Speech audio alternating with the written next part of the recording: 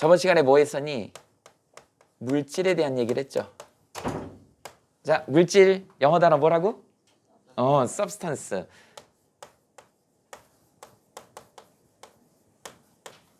우리가 이제 조금 수준이 낮은 단어는 이런 표현을 쓰죠. material, 그지? 근데 화학에서 조금 수준 한 단계 높은 걸로는 이제 substance라고 하는 물질. 자, 물질을 분류를 할 때 어떻게 분류한다 그랬어? 자, 순물질이 있다 그랬죠. 그 다음에 뭐 있다 그랬어? 혼합물 이렇게 얘기했죠. 우리가 이제 보통 이렇게 얘기를 하지. pure, 순수하죠. 얘는 뭐죠?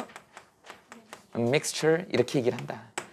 이 순물질에 이제 뭐가 있냐면 이게 이제 화학2에서 이렇게 분류를 합니다. 순물질에는 원소 물질이 있어. 이게 옛날 책에는 한 가지 물질로 되어 있다 그래서 호돈소라는 표현을 써요. 근데 이제 이게 바뀌어갖고 그냥 원소 물질 이렇게 얘기를 하죠. 원소 물질에는 이제 여기에 전문 용어로 써볼게. 원자 결정하고 그 다음에 금속 결정이 여기에 포함됩니다. 이렇게 분류가 됐었지. 그 다음에 여기에 이제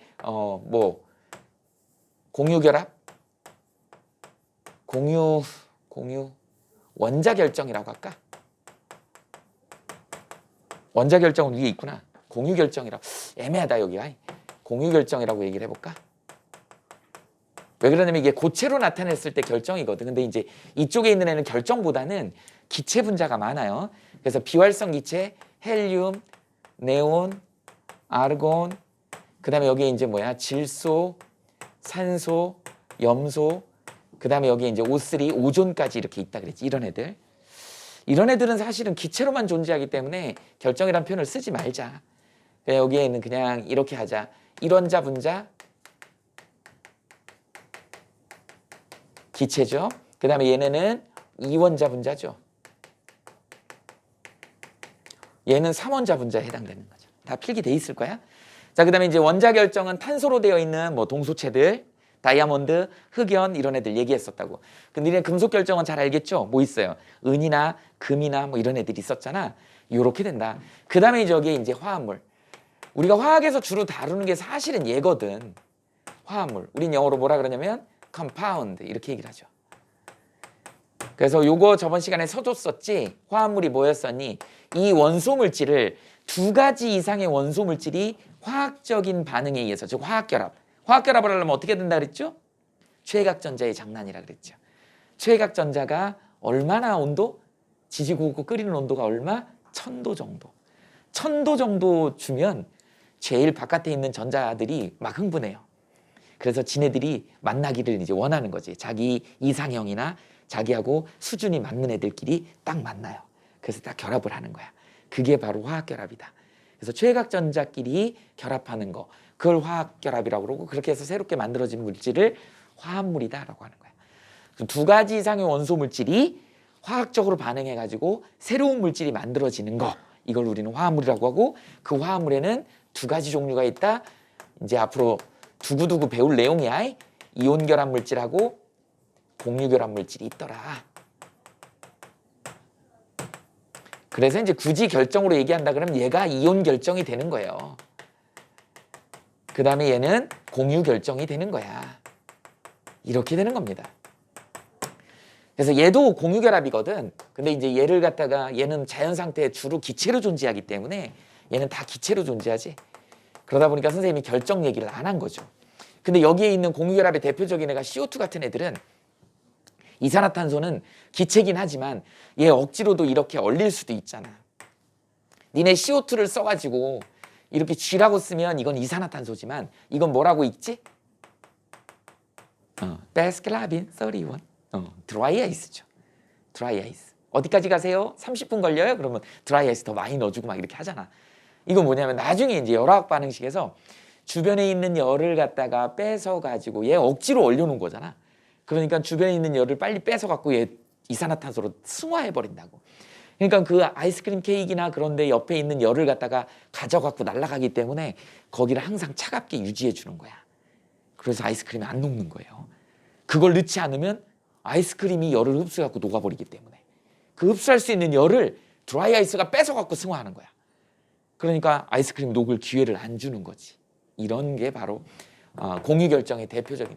그러니까 이게 이 공유결정이 이 덩어리들이 결합력이 되게 약해요. 물하고 틀려. 물은 온도가 주변의 온도를 흡수하면 얼음에서 물이 되잖아. 근데 얘는 이산화탄소 액체가 없다고 평소에는. 그냥 바로 기체로 가버린다고. 왜? 결합력이 약하기 때문에. 그래서 승화라는 표현을 쓰죠. sublimation. 이렇게 얘기를 합니다.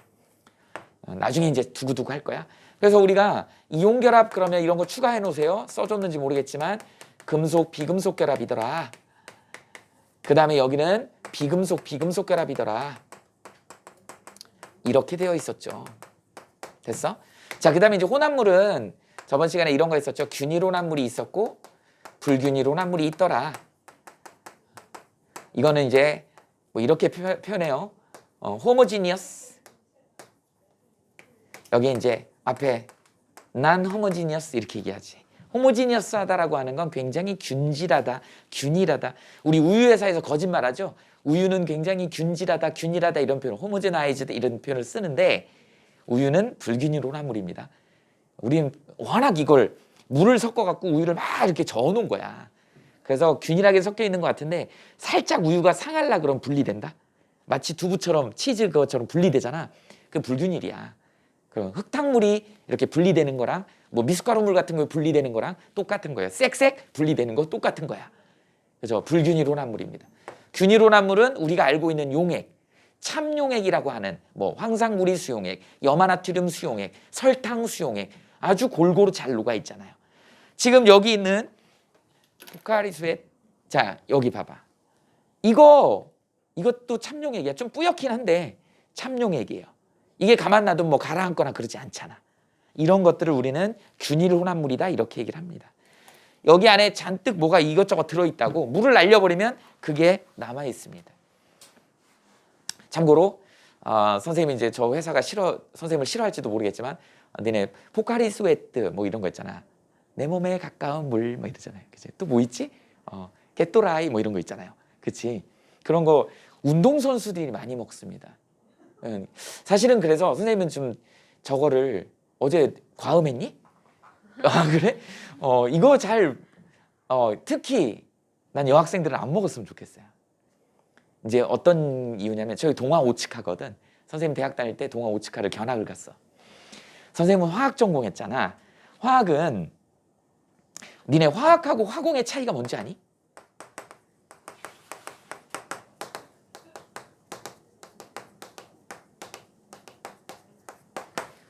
일단 기본적으로 이건 자연과학대학이야. 이거는 공대야. 이 차이예요. 그래서 입학할 때 당시도 뭐 점수도 틀리고 어쨌든 틀려. 그런데 배우는 건 비슷한데 여긴 공학이 들어있잖아. 그러다 보니까 쉽게 얘기하면 화학과는 실험실에 있는 시약병에서 스패출러라 그래요. 약수저를 우리 스패출러라 그러고 스패출러로 그람 단위 0.mg 단위로 이렇게 달아가지고 뭔가 실험을 굉장히 소형으로 하는 게 화학과야. 그래서 뭔가 화학 반응식을 만들어내는 역할을 하는 곳이라고 한다 그러면 이미 이제 이 반응은 확실히 일어나는 반응이야라고 화학과에서 만들어 놓은 반응을 이제 공장 개념으로 프로세스가 들어가는 거죠. 그래서 그걸 공장에서 대량 생산할 때 하는 방법, 그게 화학공학이야. 이런 차이가 있어요. 그러니까 규모의 차이도 있긴 해. 양의 차이. 얘가 미리그램 단위라 그러면 얘는 트럭 단위야. 트럭 단위. 한 트럭, 두 트럭 막 이래요. 여기를 갔더니 여기 안에 여러 가지 전해질 물질들을 넣는 거잖아.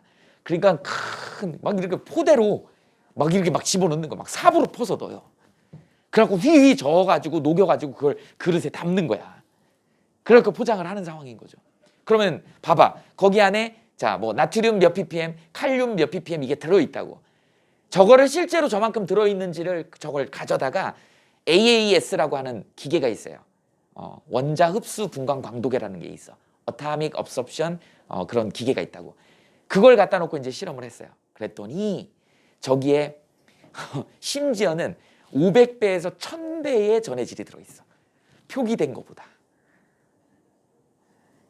그러니까 표기된 거는 건강상의 어떤 기준점인 거예요. 근데 가서 보니까 얘네들은 삽으로 퍼넣더라는 거야.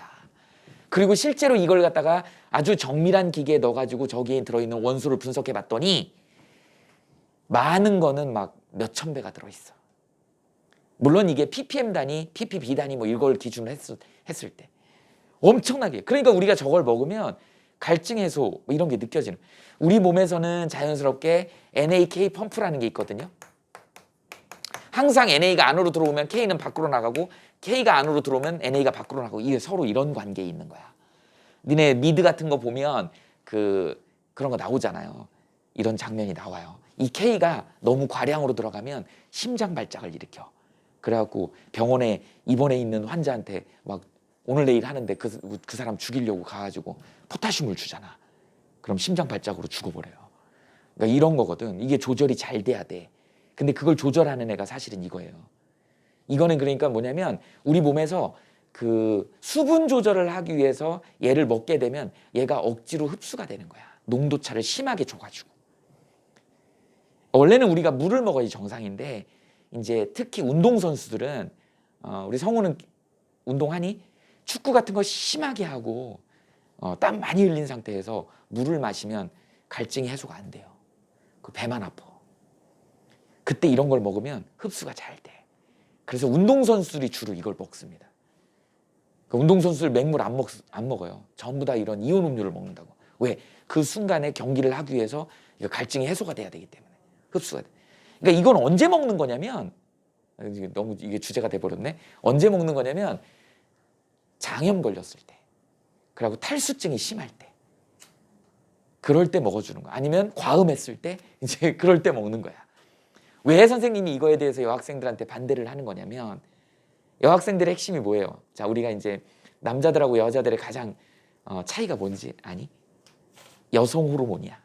남성 호르몬하고 여성 호르몬의 차이가 어떤 호르몬의 차이가 있냐면 남성 호르몬은 어쨌든 뭐 그게 유전적이든 진화적이든 어쨌든 주로 이제 바깥에 나가서 수렵 활동을 하고 막 이러다 보니까 활동적이고 남성 호르몬이 훨씬 더 근육을 많이 만들고 그 다음에 또 뭐라 그러죠?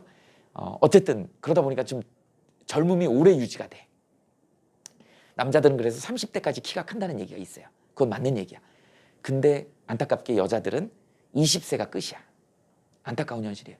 그러면 이게 생물학적으로 여자들은 뭐죠? 생산을 해내야 되잖아. 그죠? 임신을 해서 애를 낳아야 되고 그러다 보니까 호르몬이 주로 이제 포커싱을 하는 곳이 자궁 쪽이라는 거죠. 그러다 보니까 이게 주적인 거야. 왜 그러면 자궁 쪽을 비유시켜야 되고 그러다 보니까 우리가 이제 2차 성징이 나타나는 이유가 그 복부나 엉덩이 쪽이나 이런 쪽이 비만할 수밖에 없는 거예요. 왜? 자궁을 보호해야 되기 때문에. 이게 여성 호르몬의 목표거든. 그러니까 여자들은 당연히 살이 쪄야 되는 거예요.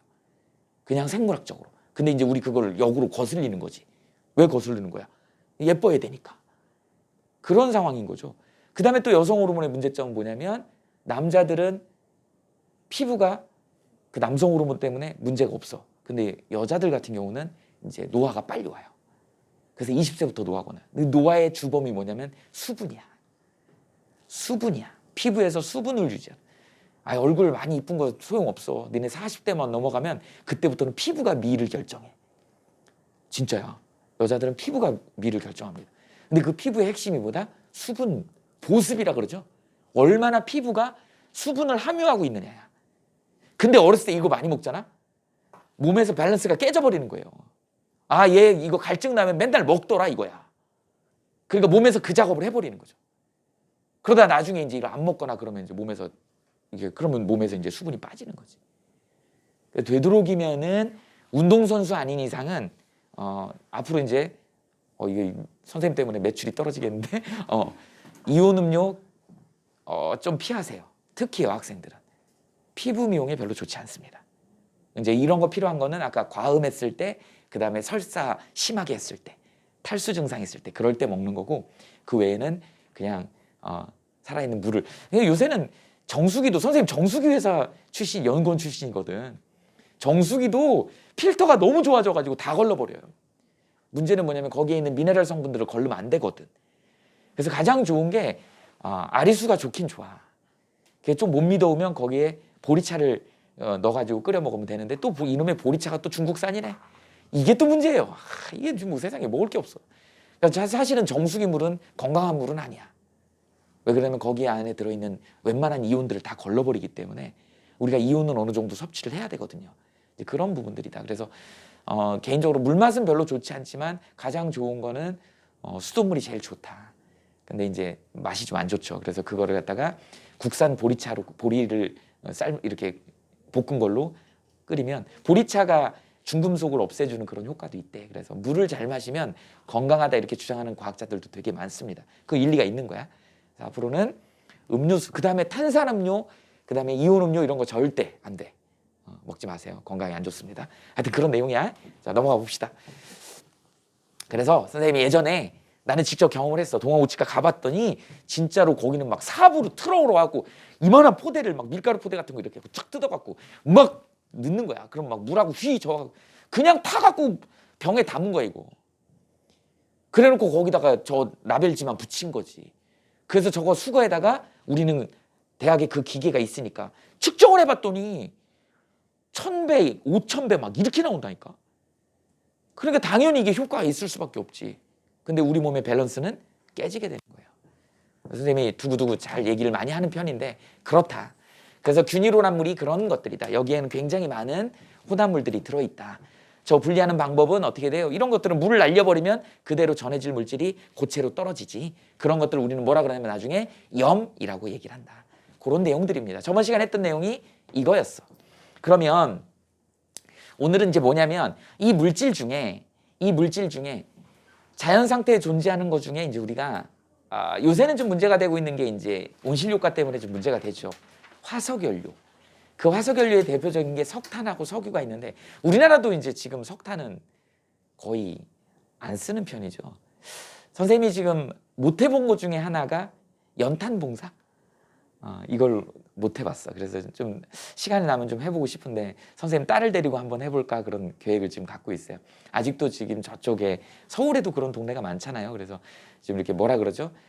표현이 그런데 달동네라 그러나 그런 데가 이제 너무 높잖아. 그래가지고 거기 이제 나이 많으신 어르신분들 이런 분들이 이제 겨울을 지내야 되는데 그 연탄 배달하기도 힘들고 막 또 연탄 자체를 구매 능력도 없고 이런 데를 그 봉사단체들이 이제 연탄 날려주고 이제 봉사활동하는 그런 거 있잖아요.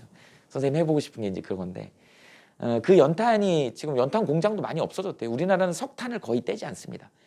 화력발전 정도 빼고는 거의 안 떼. 대부분 다 뭐를 석유를 쓰지.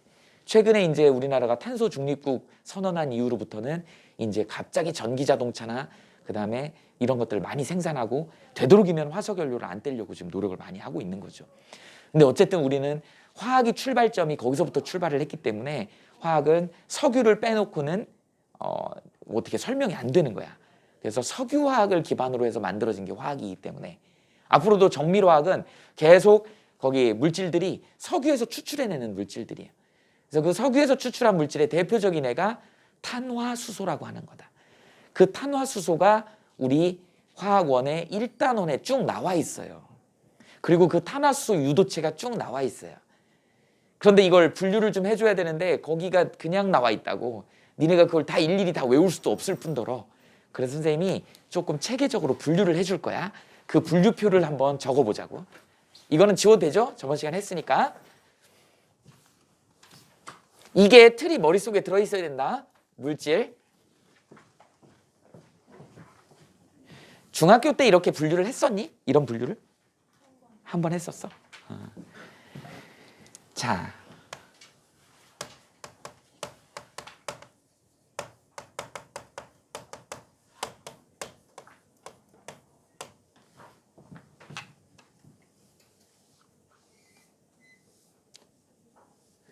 탄화수소는 이렇게 생각하시면 돼요. CH로만 구성이 되어 있어. CH로만 구성이 되어 있다. 주로 이제 어디에서? 석유 속에 들어있죠. 석유를 우리는 뭐라 그러죠? 페트롤륨이라 그래요. 페트롤륨. 여러분들 저기 앞에 PET라고 하는 PET 페트로 이게 어원이 그 돌멩이란 뜻이에요.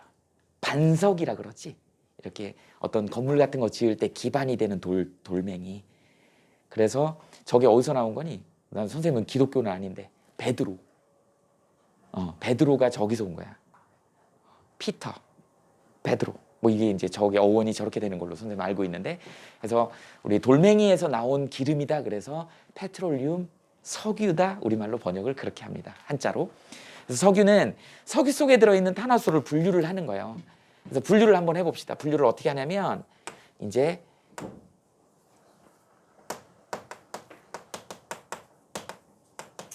사슬형이 있고 고리형이 있어요. 이 사슬형에는 포화탄화수소가 있고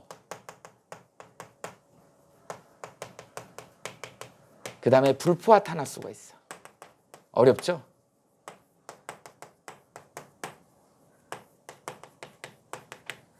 saturated 되어 있다 이런 표현이 나와요. 그 다음에 unsaturated, 불포화되어 있다 이런 표현을 써요. 이 불포화라는 얘기 어떤 얘기냐면 니네 설탕 용액을 만들 때 물에다가 설탕을 집어넣어. 그런데 휘저, 녹아. 또 넣는데 녹아. 계속 녹아. 우린 이걸 뭐라 그러니? 불포화라 그러지. 아직 포화가 안 된 거지. 넣었는데 왕창 때려 넣었는데 휘저었는데 이제 다 녹고 밑에 허연 게 남아. 그럼 그 위에 용액을 포화 용액이라 그러지. 어떤 물질이 있는데 이 물질에다가 수소를 막 집어넣었어. 수소하고 탄소로만 이루어져 있으니까 수소를 집어넣는데 수소를 넣자마자 수소가 다 들어가. 계속 들어가. 걔 우리는 뭐라 그래? 불포화탄화수라 그래. 수소를 넣는데 수소가 더 이상 들어가지 않고 수소 기체로 그냥 남아있어. 안 들어가네? 이걸 포화됐다라고 얘기를 하는 거야. 그래서 불포화는 이중결합이나 삼중결합이 있는 애들이야. 그래서 이중결합, 삼중결합 이렇게 있는 애들이 수소가 들어가면 이게 풀리면서 딱 수소를 잡게 되는 거죠. 그런 애들을 우리는 불포화탄화수라고 한다. 그래서 이걸 분류를 어떻게 하냐면 얘 이름이 알케인이라는 표현을 씁니다. 영어로 이렇게 써. 얘 일반식은 CN HEN 플러스 E 이렇게 쓰죠. 그 다음에 이제 불포화탄화수소는 알켄이 있어.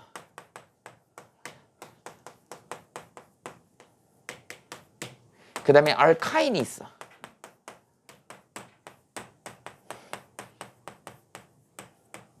이가 있나? 이렇게 돼. 그래서 얘 일반식은 어떻게 되냐면 CnHEn이요. 얘는 CnHEn-2입니다. 조금 니네들한테는 좀 생소할 수 있는데 이렇게 정리를 해주세요. 책에는 없어요. 적어 놓으셔야 됩니다. 이걸 우리는 이렇게 분류를 한다. 그러니까 우리가 알 수 있는 거 이제 알아야 되는 게 요 이름 알케인, 그 다음에 알켄, 그 다음에 알카인 이렇게 되죠. 근데 여기서 중요한 거는 전미어라 그러죠. 전미어. 꼬리에 있는 거. 에인, 엔, 아인 이렇게 돼 있어요. 요거를 좀 잘 이제. 그러면 이제 한번 해볼까? 포화탄화수소 기준으로 이거는 국제학회 화학학회예요. 인터내셔널 이게 뭐더라? IUPAC 국제 응용화학학회야. 국제 응용화학학회. 선생님이 지금 이니셜이 생각이 안 나는데 IUPAC입니다. 여기 이 학회에서 이름을 지은 거야. 이름을 지은 거야.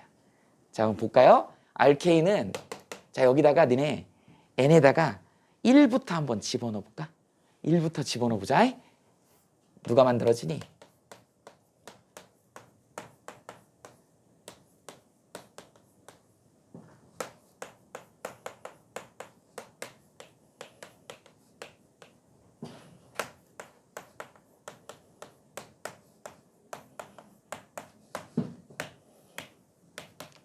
이렇게 다 알 필요는 없는데 써보자고요.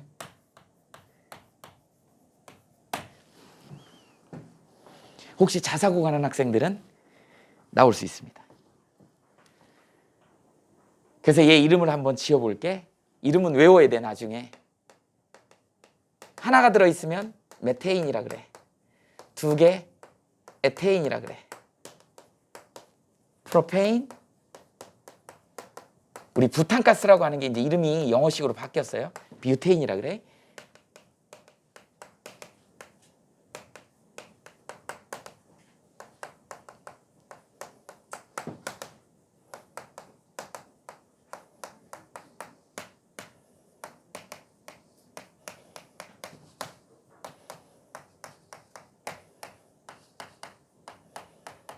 이렇게 됩니다.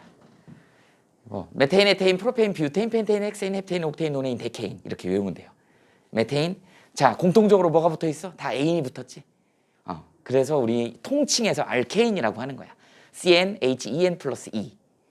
그래서 N을 1 집어넣고 10까지 집어넣은 걸 자 메테인, 에테인, 프로페인, 뷰테인, 펜테인, 헥세인, 헵테인, 옥테인, 노네인, 데케인 이 정도로 외우시면 되고요. 그 밑에 게 이제 뭐가 있냐면 이 불포화탄화소 얘는 어떤 경우냐면 탄소가 전부 다 이렇게 단일 결합으로 되어 있는 경우야. 얘는 탄소가 이중 결합으로 되어 있는 거고 얘는 탄소가 삼중 결합으로 되어 있는 애를 우리는 알카인 이렇게 얘기를 한다고. 그러니까 아까 얘기했지만 이렇게 있는 애들이기 때문에 여기다가 수소를 집어넣으면 이 이중 결합이 풀리면서 들어가는 거야. 그러니까 수소를 넣어주면 들어갈 수 있다. 그래서 불포화야. 근데 여기는 꽉 찼잖아. 원래 탄소는 4개 앞으로 두고두고 할 거야. 탄소는 4개 결합이 되거든. 더 이상 들어가지 않아요. 그러니까 여기다 수소 집어넣으면 안 들어가지. 꽉 찼다 이런 뜻이야. 그래서 이름이 포화됐다 이런 뜻이에요. 포화탄화수 이렇게 이름을 지은 거다. 자 그러면 여기는 어떻게 될까요? 두 개가 최소한 연결이 돼야 되니까 얘는 C2H4가 되겠지. 얘는 C3H6, C4H8, C5H10 뭐 이런 식으로 가겠지. 이름은 어떻게 되겠니? 그냥 붙여주면 돼요. 에텐이죠. 얘는 또 다른 이름으로 에틸렌이라고 있어 이름이. 그러니까 사실은 물질이 그렇게 많이 나오지 않았을 때는 에틸렌이라고 불렀어. 너무 많은 물질이 만들어지다 보니까 아이유팩에서 조금 규칙적으로 이름을 붙이자 그래서 붙인 이름이 에텐이야. 그죠? 영진은 학교 가기 전 이름이 있었어? 뭐 말자, 끝자 뭐 이런 거 했어? 옛날에 그런 거 되게 많았거든.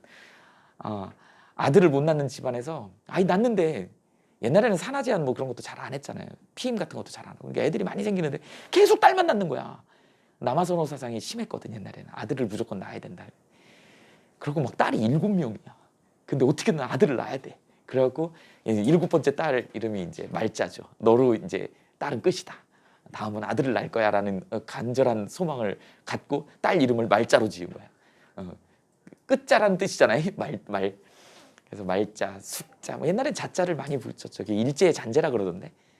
일제 일본식 이름에 무슨 코, 아사코 뭐 이런 게 있잖아요. 그게 우리나라로 하면 자자야. 그래서 옛날에 우리 어머니들, 할머니들, 우리 장모님 성함이 최숙자거든. 그러니까 옛날엔 무슨 자자 많이 붙였다고요. 이름들을 지금 많이 그렇게 지었던 것 같아. 그래서 학교 가기 전에 이름이 영지가 말자였어요. 집에서는 그렇게 말자라고 불렀어. 그런데 학교에 호적에는 이제 영지라고 써 있었기 때문에 학교 딱 들어가면서부터는 영지라는 이름을 찾게 된 거지. 근데 집에서는 이제 혼용해서 쓰는 거죠. 얘 말자야 막 이렇게 그런 경우.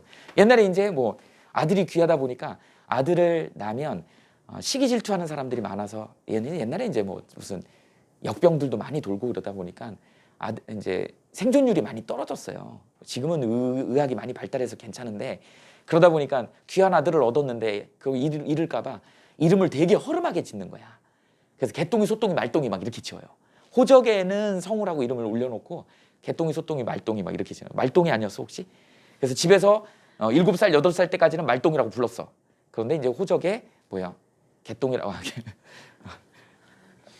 호적이 그렇게 돼 있다 보니까 이제 이름이 2개가 되는 경우죠. 똑같은 경우야. 화학이 발달하지 않았을 때 처음에 나온 이름이 에틸렌이야. 이걸 통용해서 썼었어. 그런데 너무 이런 종류들이 많다 보니까 이제 이거 갖고는 안 되는 거야. 규칙성이 좀 필요한 거야. 그래서 호적에 올리는 것처럼 규칙성의 이름을 만들다 보니까 에텐. 그러다 보니까 수능에 이 2개 이름이 다 나오는 거야. 이해되죠? 그러니까 여러분들은 에텐이 C2H4라는 거 알아야 되고 에틸렌도 C2H4라는 거 똑같은 이름이다라는 걸 알아야 돼요. 이 정도까지는 나옵니다. 에텐, 그 다음에 얘는 뭐예요? 프로펜이겠지. 얘는 뷰텐이겠지. 얘는 펜텐이겠지. 헥센, 헵텐, 옥텐, 노넨, 데켄 이렇게 가면 되는 거예요. N만 붙여주면 되는 거죠. 그 다음에 그 옆에 이제 누가 있을까? C2H2가 있겠죠. C3H4가 있겠지. C4H 얼마니? 4, 2, 8이니까 6이네. 이런 식으로 간다고. 얘 이름이 뭐예요? 얘는 에타인이야. 이거는 학교 간 후의 이름이고 학교 가기 전 이름이 시험 문제 잘 나옵니다. 아세틸렌이라 그래. 아세틸렌. 니네는 그런 정서가 그런 감성이 없을 건데 아세틸렌을 잘 모를 것인데 이게 공감이 될까? 지금은 포장마차 이런 것도 다 없어졌잖아요. 그러니까 가끔 뭐 영화나 이런 데 보면 나오는데 지금은 너무 배터리가 잘 돼 있어서 뭐 군밤 장수, 고구마 장수 아니면 내지는 호떡 장수. 가끔 동네에 호떡 파는 붕어빵 뭐 이런 거 오잖아요. 대부분 트럭으로 하잖아. 그러니까 트럭에 있는 배터리로 불 같은 거 다 킨다고. 근데 옛날에는 그런 포장마차에 보면 이런 전원이나 이런 게 없기 때문에 불을 켜는데 들어봤는지 모르겠네. 카바이트라는 물질이 있어요. CaC2라고 하는 물질이 있는데 칼슘 카바이드라고 하는 건데 얘를 갖다가 물에다 집어넣으면 그 이상한 매캐한 방구 냄새처럼 그런 냄새가 나요. 그러면 그걸 갖다가 이런 초롱에다가 여기다가 이 칼슘 카바이드를 넣고 여기다 이 물을 이렇게 딱 한 다음에 여기에 구멍을 뚫어. 그럼 여기서 가스가 나와갖고 여기서 불이 붙는 거야. 이렇게 촛불이. 포장마차에서 이게 되게 많았습니다. 이건 어디다 쓰는 거냐면 낚시하는 사람들이 밤 낚시할 때 그 낚시 가게에 많이 팔던 거야. 근데 옛날에 포장마차에 전부 다 불은 이 카바이드 불빛이었다. 주황색 불빛이에요. 이 카바이드에서 나온 게 바로 아세틸렌이야. 우리는 이걸 어디서 볼 수 있냐면 지금은 이제 포장마차에서 볼 수가 없으니까 이 칼슘 카바이드의 아세틸렌은 어디서 볼 수 있냐면 산소 용접에서 봅니다. 니네 전기 용접은 이런 봉해갖고 막 불꽃이 팍팍팍 튀기는 게 전기 용접이고 빠직빠직 해가지고 하는 게 용접인 거고 전기 용접이고 산소 용접은 불꽃이 휙 나오는 거 있지.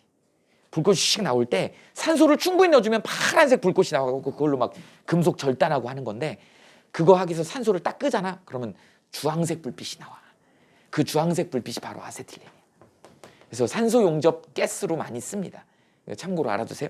되게 중요한 애야. 그래서 참고로 알아두세요. 이 아세틸렌이라고 하는 건 카바이드 불빛이다. 옛날에 포장마차에서 불 켰던 그런 거다. 낚시할 때 썼던 거다. 이름이 뭐예요? 에타인. 얘는 프로파인 이렇게 되겠지. 얘는 뷰타인, 펜타인, 헥사인, 헵타인, 옥타인, 노나인, 데카인. 아인만 붙여주면 되는 거야.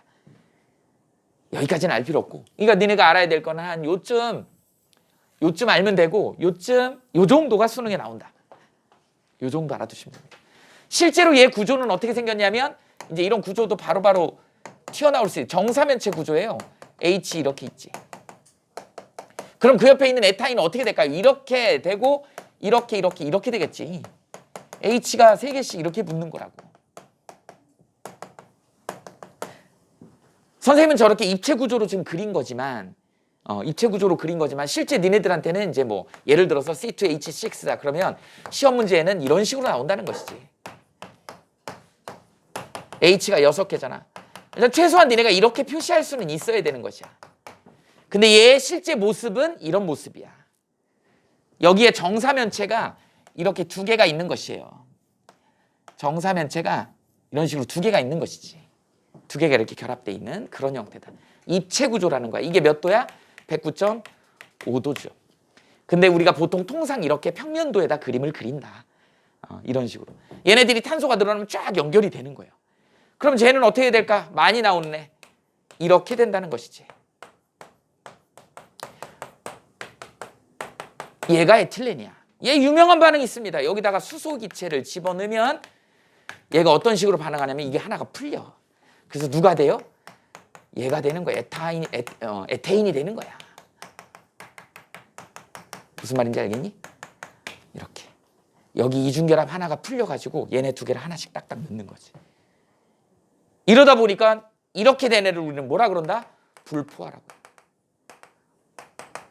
앞으로 불포화는 이중결합이나 삼중결합 이런 애들을 갖다가 불포화라고 얘기를 한다. 왜 불포화다? 수소를 넣었더니 들어가더라. 얘를 넣었더니 녹더라. 이런 표현으로 옛날에 포화용액, 불포화용액에서 이름을 따가지고 불포화라는 표현을 쓴 거야. 근데 여기 단일결합엔 절대 안 들어가잖아요. 이렇게 정리가 된다. 얘는 어떻게 생겼어? 이렇게 생겼다고요. 자, 지금 봐봐. 되게 중요한 법칙이 나오죠. C는 무조건 어떤 경우라도 8이 4개잖아. C는 어떤 경우라도 지금 8이 4개잖아. 어떤 경우라도 8이 4개잖아. 그죠? 그래서 중요한 CNOH 법칙이 있어. 팔이 몇 개야? 4개야. 얘는 3개야? 2개야? 하나야. 되게 중요합니다.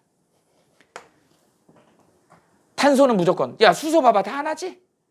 수소 봐봐. 다 하나잖아. 하나잖아. 앞으로 산소는 이제 2개일 거예요. 이거 굉장히 중요한 결합 법칙입니다. 탄소는 무조건 팔이 4개여야 된다. 그래서 여기 보니까 삼중결합이 있네. 우리 얘 이름을 뭐라 그랬어? 아세틸렌이야. 아세틸렌도 얘랑 똑같은 거 한번 해볼까요? 자, 이렇게 삼중결합이 있고 H가 이렇게 있는데 여기다가 수소기체 하나 넣어볼까? 그럼 어떻게 된다? 이게 하나 풀려요. 그럼 어떻게 될까?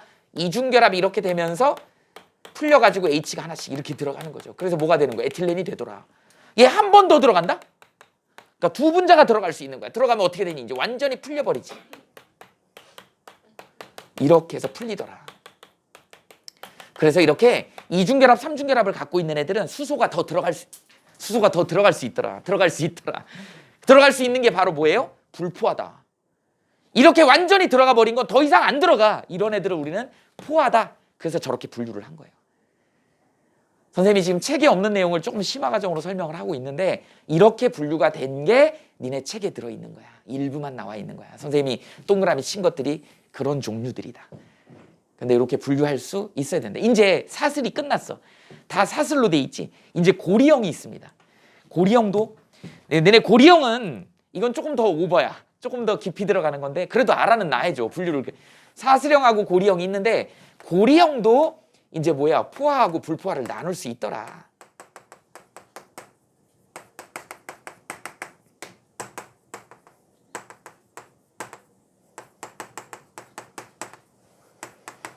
자, 이제 어느 정도 잡았지. 포화는 뭐라고요? 단일결합이야. 불포화는 뭐라고요? 이제 앞으로 불포화는 이렇게 표현하시오. 단일결합이 아님